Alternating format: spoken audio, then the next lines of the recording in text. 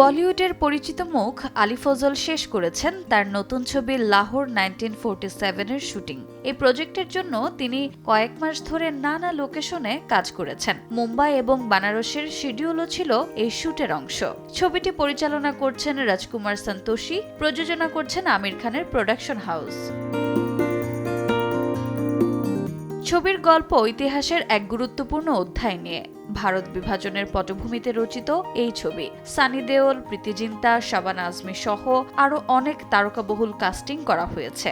গণমাধ্যমের এক সাক্ষাৎকারে আলী ফজল জানান, ছবিটি আবেগ ও ইতিহাসকে মেলাতে একটি চমৎকার প্রয়াস।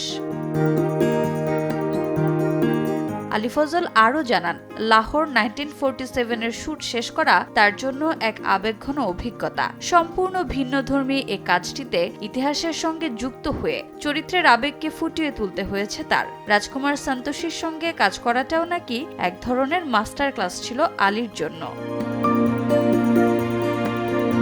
লাহোর 1947 এখন পোস্ট প্রোডাকশনের চূড়ান্ত পর্যায়ে। এই প্রজেক্টের পাশাপাশি মির্জাপুর দ্য মুভির মুম্বাই ও বানারসের শুটিংও সম্পন্ন করেছেন বলি তারকা আলী ফজল।